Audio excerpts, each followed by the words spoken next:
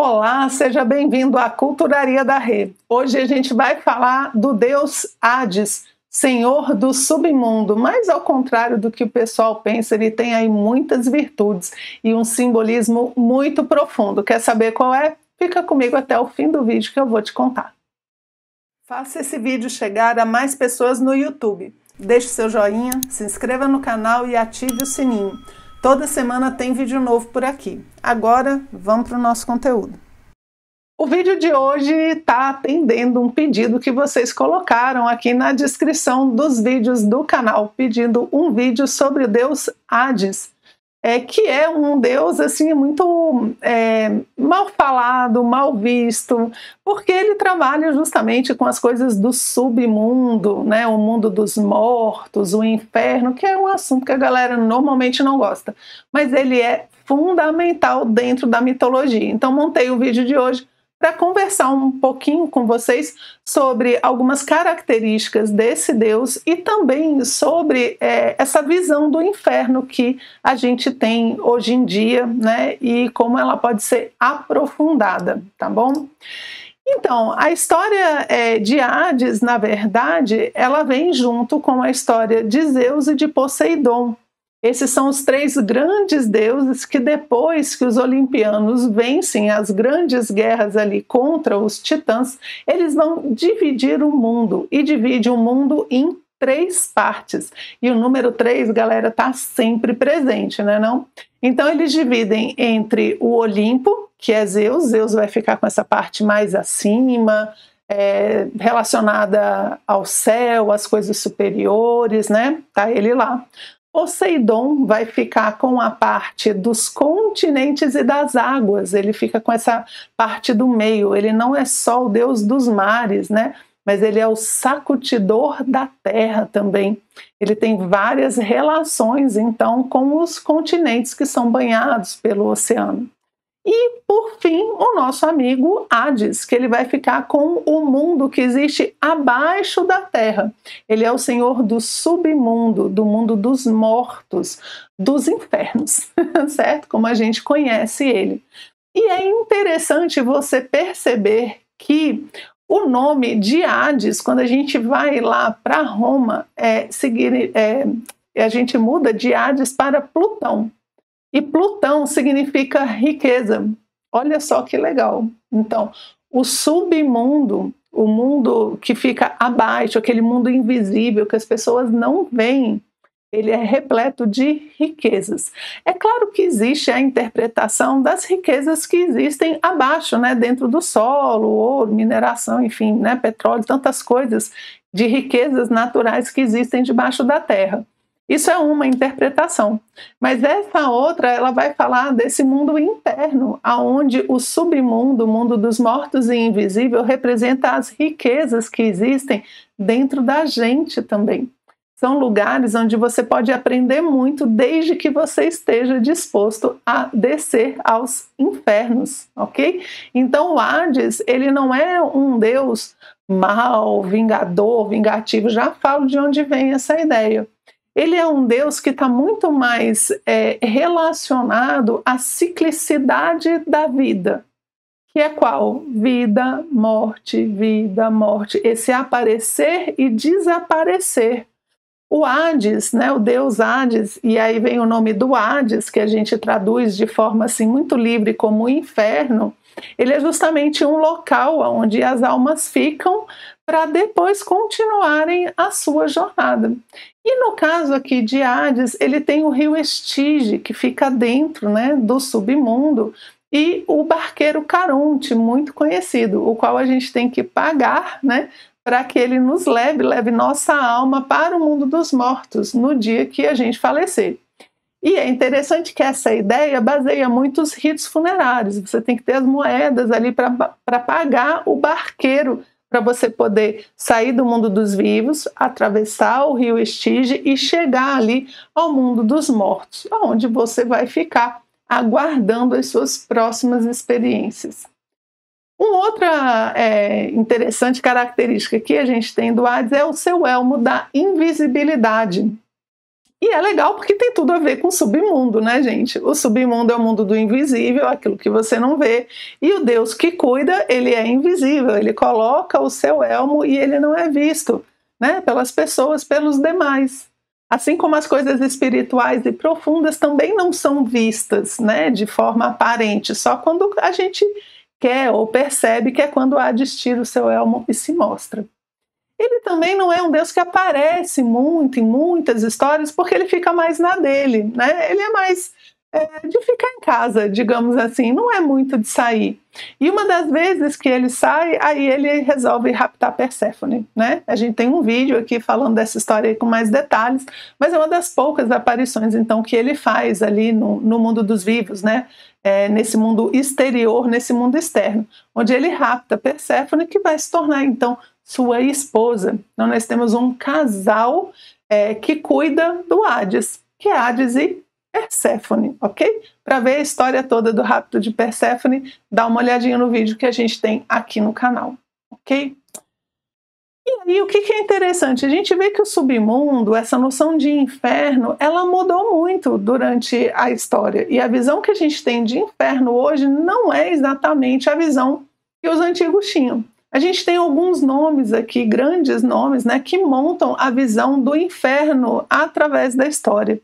E a gente vai vendo que à medida que o tempo passa, essa visão do inferno ela vai ficando com mais compartimentos e ela vai ficando cada vez mais relacionada à moralidade, né? Relacionada ao que você fez na sua vida, os castigos que você vai receber. Isso é uma construção que vai acontecendo com o tempo.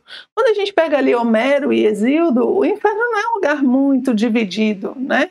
A própria Bíblia não descreve com detalhes esse local.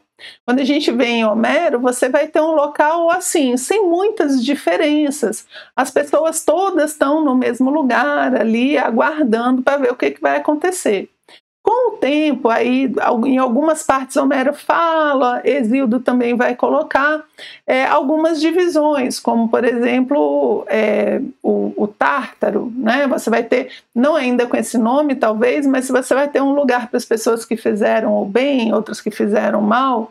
Depois, quando Virgílio escreve a Eneida, ele vai então aos infernos, encontra as pessoas e descreve com mais detalhes o inferno, mais compartimentos. E a gente tem o grande construtor da visão do inferno que a gente tem hoje, que é Dante, né? A gente também tem um vídeo aqui falando sobre toda a Divina Comédia de Dante e um vídeo específico sobre o inferno. Ele divide em milhões de compartimentos, ele faz uma série de relações e é Dante que dá a visão moderna do inferno, a visão que a gente tem hoje, de todos os filmes aí de terror, de descida aos infernos, com certeza é baseada no inferno de Dante, ok? Então o submundo ele foi mudando através do tempo, da cultura, ele sempre reflete muito como aquela cultura percebe a vida após a morte e percebe também a consequência dos próprios atos. E hoje em dia a gente pode fazer isso, né? Um inferno que começa ali com Homero, Hesíodo, que vai começando a ter algumas divisões, depois passa por Virgílio, mais divisões, até chegar em Dante, que é a construção do nosso imaginário ocidental. Em geral, a gente pode falar, então, se for falar de elementos mais comuns que a gente vê no submundo, aí no mundo de Hades, é o Tártaro, os Campos Elíseos e o campo Asfódelos. Eu sei, nome feio para chuchu, né? Mas também fazer o quê? É interessante porque a gente pensa muito no Tártaro e nos Campos Elíseos, né? O Tártaro como sendo aquele lugar no fundo dos infernos, que a pessoa fica sofrendo horrores, onde ficaram presos os titãs, por exemplo, um lugar terrível, quente, eu já estou misturando aí com Dante, né? Mas a gente imagina o Tártaro aquele lugar onde as pessoas vão sofrer. Os Campos Elíseos já não, os Campos Elíseos são os campos elíseos, né, leves, coisas agradáveis, é onde ficam as pessoas boas, pessoas que não têm essa dívida a pagar, digamos assim, elas ficam lá num lugar tranquilo, bom, agradável, bonito, aguardando então as próximas experiências. E o campo asfódelos, ele é interessante porque esse nome é o nome de uma planta, né, muito associada à morte. Ela era muito utilizada em funerais. E quem é que está nessa área do Hades, do submundo? São as pessoas que, assim, são muito... É um lugar sem graça, gente. Ninguém faz nada nem muito grande, nem muito pequeno. Sabe, pessoal assim, meio morno? É a galera aí que fica nos campos asfódelos. Então, ele não é nem aquela pessoa que merece ir para os Campos Elíseos e nem merece ir para o Tártaro. Por quê? Porque ela não fez diferença. Então, ela fica aí. Num lugar, inclusive, descrito como monótono, xoxo, sem graça. Tipo assim, como a vida da pessoa, né? Durante a vida, ela vai continuar vivendo isso no submundo. Então, aí os 3 mais comuns, né? A divisão mais comum do submundo em 3 partes, tá? Aí você vai ter agora os juízes que vão julgar as almas que chegam ao inferno. E aí você tem Eco e Radamanto, principalmente. Cada um julga um tipo de alma, né, dependendo da origem da pessoa. E depois do julgamento, Minos vai dizer para onde aquela pessoa tem que ir, em qual área do inferno aquela pessoa vai ficar. E é interessante a gente perceber essa ideia do julgamento, a gente já tem desde o Egito, né? A gente tem um vídeo aqui falando do julgamento do coração do morto, né, que tem essa ideia. A gente tem o julgamento também na tradição cristã. Então sempre existe essa percepção de que ao fim da vida a gente vai precisar prestar contas, sim. Alguém vai nos julgar, algo vai acontecer como consequência das coisas que a gente faz em vida. E isso é uma mensagem muito importante para a gente pensar. Não como um medo ou como um castigo, mas como uma consequência natural dos nossos atos, né? Essa ideia de que a alma perdura e que ela continua vivendo as consequências das coisas boas e ruins que a gente faz em vida. E vários heróis, né, que a gente tem na mitologia, eles visitam o submundo. Aqui eu pus Orfeu, né, que desce ao submundo para pedir pela alma de sua querida Eurídice. E você tem Hércules, Psique, Orfeu, Teseu, Ulisses, Enéas, todo mundo desce para os infernos. E por que eles descem para os infernos? Porque o inferno, esse lugar que é guardado por Cérbero, um cão de 3 cabeças, feroz, né? Feroz, mas para não deixar o povo sair. Entrar até que é fácil, sabe? Mas sair é meio complicado. Cérbero, ele vai representar várias coisas, né? Tá aí o número 3 de novo, 3 cabeças, né? Ele pode representar presente, passado e futuro. Ele pode representar a síntese, né, da nossa vida, a mocidade, a vida adulta, a velhice. E ele está sempre na porta do inferno ou então acompanhando o Hades nas poucas vezes que ele sai.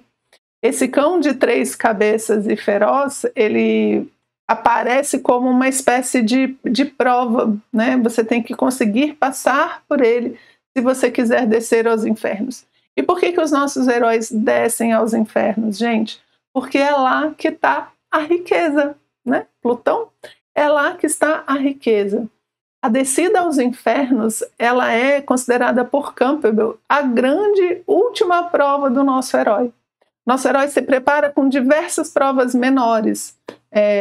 Matar dragões, matar monstros, matar vilões, acabar com a sede, com a fome, enfim, ele tem diversas provas. E no final, ele tem que descer aos infernos. Ele tem que descer ao submundo, porque é no interior de si mesmo onde a gente vai encontrar tudo, né, que existe dentro desse mundo invisível que está dentro da gente. Os heróis encontram pessoas que já morreram, encontram videntes que falam o futuro, encontram monstros, encontram pessoas boas, dependendo da história, encontram várias coisas, porque é como se o Hades, o inferno, fosse esse lugar onde está tudo, né? Onde estão todas as riquezas que a gente precisa descer, retirar para usar nas nossas vidas. Então, a descida aos infernos, no caso dos mitos dos nossos heróis que descem aos infernos, ao reino de Hades, e muitos conversam com ele, né, batem mó papo com ele, com a Perséfone e tal. Esses heróis que descem aos infernos, Eles estão descendo ao interior de si mesmo, não para sofrer e queimar eternamente, mas para conhecer a si mesmo. E esse conhecimento interno, ele é um inferno, digamos assim, ele exige superar dores, ele exige passar por obstáculos, exige muito de nós, mas em compensação traz tesouros eternos que vão ajudar a gente a superar muitos problemas da nossa vida e viver com esse conhecimento que só existe e só está acessível a quem está disposto a descer aos infernos, né? Por isso que os nossos heróis descem tanto ao submundo, ao reino de Hades. Então, espero que vocês tenham gostado e a gente se vê no próximo vídeo.